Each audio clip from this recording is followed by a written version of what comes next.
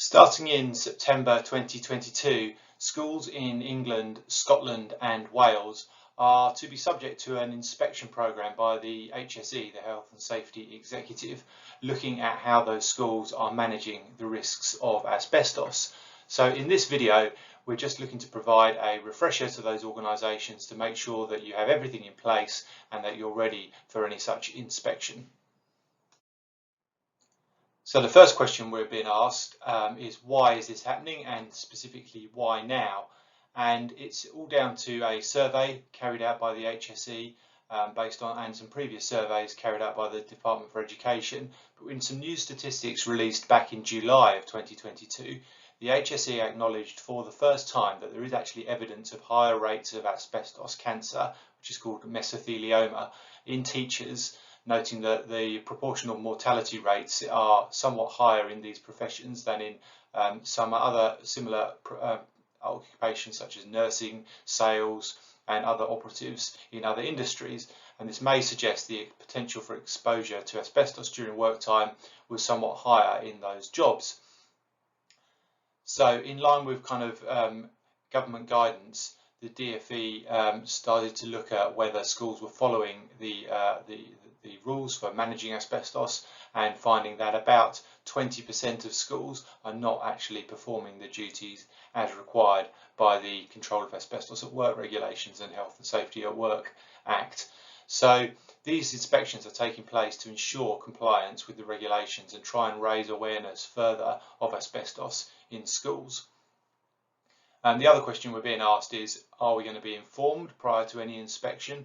And the answer is that legally the HSE don't have a duty to inform anyone of an inspection. They have legal powers to inspect at any reasonable time. However, they have said that because this is a confirmed programme of work that they have announced publicly, and there is an awareness of it in the industry, they are going to inform schools prior to any inspection. However, it would be prudent for any organisation to make sure that they've got everything in place prior to that anyway. Not only is there a legal duty on those responsible for running our school buildings to comply with these regulations, it's also obviously best practice to make sure that we're keeping all of our staff, students, visitors and contractors safe on site. So this, the next part of this video is really just going to explain a little bit more as a reminder of what is required and how to make sure that you've got all the core pillars of that compliance in place. And in terms of what would happen on an inspection, the easiest thing to say is that the HSE have actually provided a short animation on their website, and we can include a link to that at the back of this video. But it basically will mean that the HSE inspector will arrive on the day, talk to the relevant people, particularly someone with senior leadership responsibility, and look at what is being done in terms of the asbestos survey and management plan and some of the processes and procedures that are in place, and carry it out in an audit form. So what are the legal duties? I've put these on the slide. The key ones are the Control of Asbestos Regulations 2012, and those set out the specific duties relating to working with asbestos, what to do if you've got it in your building, how to manage it, and how to manage those that might come into contact with it. And then in addition to that, I've just put another two pieces of legislation which are not specifically related to asbestos but related to health and safety generally. Obviously the Health and Safety at Work Act 1974 is the major overriding piece of legislation that covers this area in the workplace, and the Construction Design Management Regulations are a set of regulations put in place specifically to help manage the health and safety of construction works on site. So they'd be particularly relevant to you if you're having work done on your buildings, and asbestos management forms part of that. But the Control of Asbestos Regulations 2012 is the most specific and relevant section for this on what we're talking about today. So those responsible for managing buildings will have a varying amount to do depending on the nature of their building. However, there are some core principles at stake. But just to be clear that obviously those that are running modern buildings, where there is little or no asbestos present, are going to have a different set of day-to-day obligations and day-to-day activities than those that have not got known asbestos on the site, that may be in poor condition, may be likely to be subject to damage by building occupants, or where there is a known asbestos that's going to be disturbed or removed as part of an actual construction program. However, there are these overriding 5 principles that are in place, and we've tried to make that as simple as possible. I'm just going to go through these one by one in this session, just to give you some pointers as to where to go next for making sure that you're discharging those obligations correctly. So they are responsibility, and that's about having a duty holder and making sure that the roles and responsibilities are well defined. Having an asbestos survey or appropriate surveys for the building. Having an asbestos management plan is number 3. And that's about what you actually do with that survey information and manage the buildings on an ongoing basis. Disturbance is about how you manage the risks associated with actually disturbing asbestos or having a change in circumstances on site. And 5th is about training and making sure that you've got the adequate and appropriate training for anyone on site, whether it's in a management or in an operative capacity. So I'm going to run through these one by one and just give you a bit more information on what those mean. So you and your organisation should already be complying with the law, principally the Control of Asbestos Regulations 2012 that we've mentioned already, and those regulations place duties on those with responsibility for the maintenance of work premises, including schools, to manage the risk from asbestos. So the responsible person or the duty holder for the majority of schools will be the employer. And that's the general principle to look at, whether it's an individual school, whether it's an academy trust or a school trust, or whether it's a local authority. That will generally lead you to who's the duty holder. That does, however, not mean that that duty holder has to do everything relating to the control of asbestos on the site or across a portfolio. They can delegate some of those tasks, but ultimately that set of tasks and duties needs to be clearly laid out, set out, and ultimately there needs to be a single duty holder who's ultimately responsible for the management of that process. And that's what we mean by number 1, responsibility. On this, this is your starting point. So in terms of what we should be doing in preparation for a potential inspection by the Health and Safety Executive, really you should hopefully be doing all of these things that we're mentioning. This is just a refresher, but you should review your current arrangements for managing asbestos on your school sites or across your portfolio that you're managing, and ensuring that you are complying with these core requirements. And the HSE have produced a checklist for schools to identify the key requirements. And this is basically what I'm summarising in this session. However, I put a link to the HSE resource at the end of the presentation also. So now we're going to move on to number 2. So the second key requirement is to have an asbestos survey done, and there's a couple of points to raise in relation to an asbestos survey. First of all, there's 2 main types of asbestos survey. The first is a management survey, and that is the one that you have to have in place in order to discharge your obligations to manage asbestos.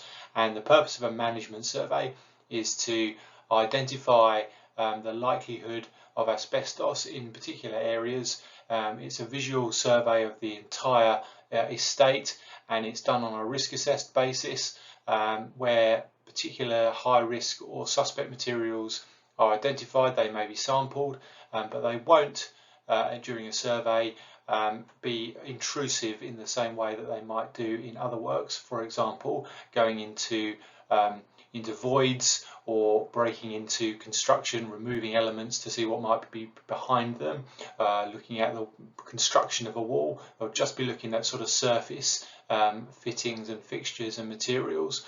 And the second type of survey is a survey called a refurbishment and demolition survey, and that is a more detailed and targeted survey that you may have to have done if you're actually proposing to do some work to your building. So in terms of your day-to-day management processes, it's the management survey that you must have in place, and that's what's going to inform your plan. The refurbishment and demolition survey is something you would do in response to some work that you need to do onto your site. In terms of the frequency of these surveys, it does depend on the type of building that you're managing.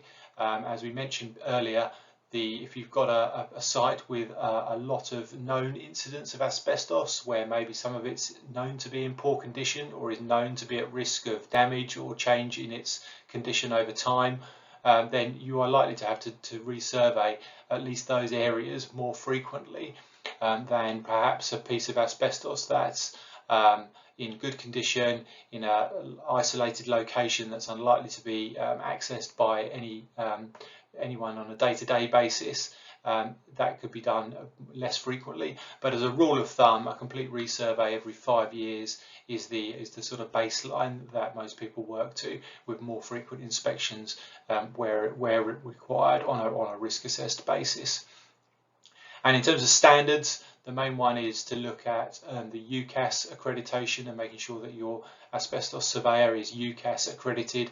And again, I've put the link from the UCAS accreditation to the search tool that they have on their website, where you can find UCAS accredited asbestos surveying companies, or check whether the one that you're already using is already carrying that accreditation. So the next stage is to develop that asbestos survey and that management survey into an asbestos management plan. And what the HSE will be really checking on any inspection is whether you've got one of these asset management plans, whether it's up to date, current, and reflects your current site conditions. So just as a reminder of what that asbestos management plan typically contains, first of all, it contains the information relating to duty holders and responsibilities, so who's responsible for managing asbestos on your site, and secondly, it will contain the actual register of asbestos that you've just made from that survey, which will be obviously relating to identifying actual instances of asbestos that are known, so that can be looked at by anyone attending the site. There'll be any plans for work on any asbestos materials, so if you know you've got asbestos on site and you have plans to either remove it, manage it, look after it, maintain it, that will be contained in this plan. And where you have got known asbestos, particularly where it's in poor condition or liable to be damaged or have its condition altered in any way, then there's some sort of schedule for monitoring that material's condition, perhaps on a more regular basis than just relying on the asbestos management surveys, which might not be done frequently enough. And then finally, it's just about making clear how we tell other people about the decisions that we've made, how we communicate the plans and the information within the asbestos management plan to other people. So those are the core criteria. In terms of what that looks like from an actual operational point of view, what we really want to make sure is that asbestos management plan is current.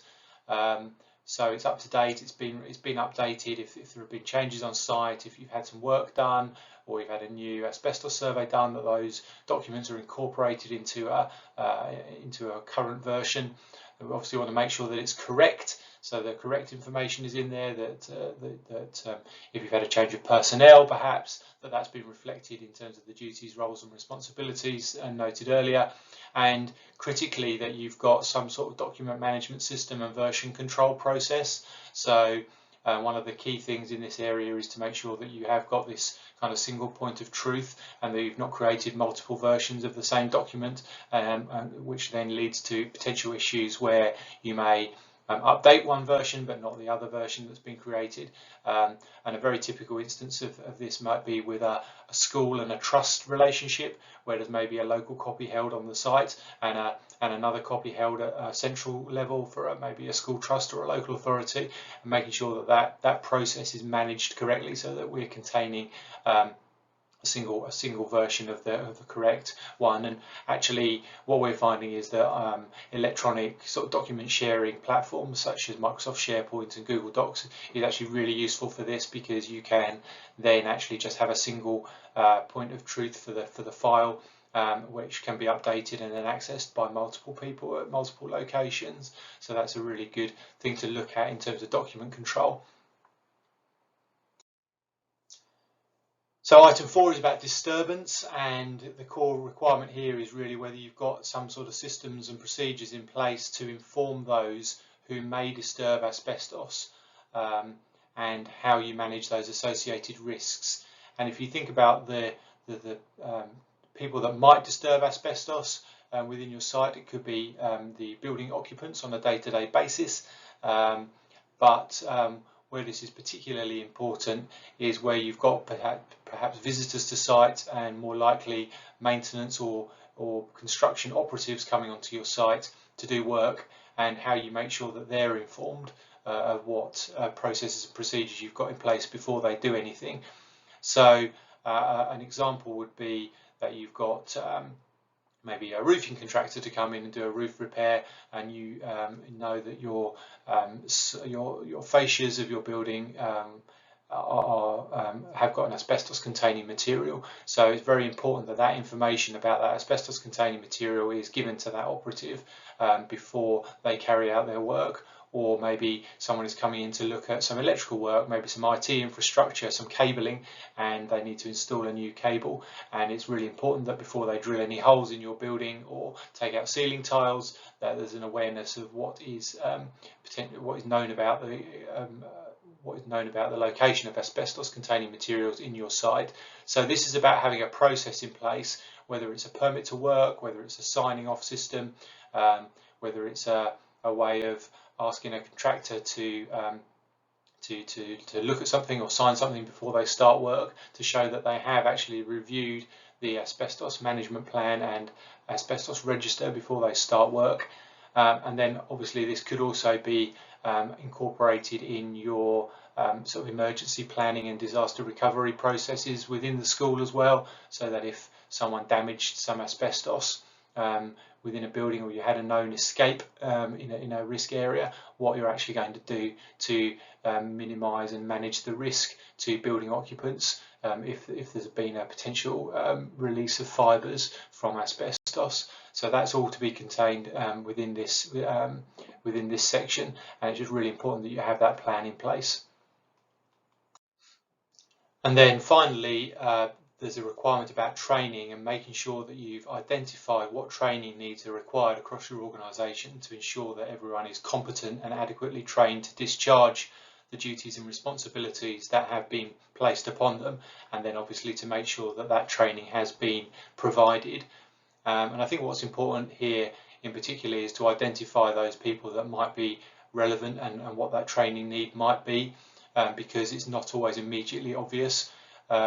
So those that are responsible at a managerial level for running estates, so maybe estates directors, estates managers, estates and facilities, operations, those sorts of people, will have a requirement, and perhaps that might even be the ultimate duty holder regarding asbestos, to have a theoretical knowledge of some of these things. But you'll also have perhaps site operatives, and even a site manager at a school can be very different from one school to another. Some are very much a sort of managerial oversight type of person, whereas there are lots of site managers, especially in smaller primary schools, where they're very hands-on and they're actually becoming practical operatives and doing some of this work. So they might need to have different training needs based on whether they're actually doing work or whether they're just overseeing other people.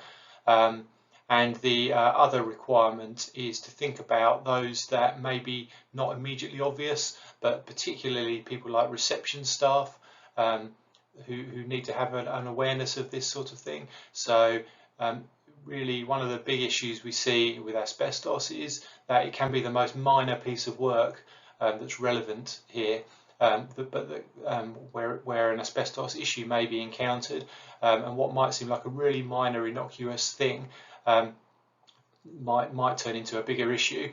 Actually, on a larger construction project where there's perhaps a professional team involved and lots of risk assessment and consideration of health and safety, often this sort of thing is picked up because there are multiple people considering it. But where you might have a risk is where there's perhaps just someone coming in and doing a very simple, could be a very low value piece of routine maintenance. So you know, an IT person comes in to make a small adjustment to some wiring, or a fire alarm or security company comes in to adjust a call point, or a piece of wiring or a sensor, or perhaps someone even comes in just to change a light fitting or something. And if they might just come in literally and talk to a receptionist, and if the site manager is not available, might just get on with that piece of work. So it's really important that that's picked up at an early stage, and they're made aware of the same processes relating to your asbestos management plan and your asbestos register, and any processes, permits to work, etc. are picked up. So again, those receptionists just need to have that awareness, and they might need some training as well. So it's really important that you just look at all these points of contact, and make sure that the appropriate training is given wherever necessary. And so, as I mentioned at the beginning, there's a lot of guidance and information on asbestos, and I think part of the purpose of this short presentation was just to sort of summarise some of that, so that you've got an idea of the basic checklist of those 5 key areas that you need to be addressing. But if you need to get into those in more detail, there's a huge amount of information, and I would generally urge you to look at both the Health and Safety Executive website and the Department for Education website. And I'll put some links to some of the key core bits of information that we've found useful, pointing clients towards, and so some good links here, and I've signposted some of those during the presentation. And the last one on there is also that one I mentioned about the UCAS accreditation bodies for survey companies. There's lots more online about all of this sort of stuff, and again, going back to my thoughts about version control, the great thing about the online things is that they're, rather than being printed off and put in a file and then being updated and not being changed, everything that's online tends to be updated more regularly. It's a bit more fluid and responds to changes in regulations. So an example might be that a few years ago there were 3 types of asbestos survey, and that was now being reduced to the 2 that I mentioned earlier. So picking up those changes by reviewing online resources from the recognised institutions like HSE and DFE are a really good starting point. But there's some good checklists online. Hopefully this has been a really useful summary for you. And if you need any more information, I'm going to put my contact details on the next slide. For any further information, we'd be pleased to assist. So if you have any questions or concerns, or would like to discuss any of the sort of issues raised on this presentation, please feel free to contact myself or via our general office contact details as below. And you can also scan the QR code below, which will take you to the blog article on our website, which summarises in written form some of the items that we've included in this presentation today. Thank you very much.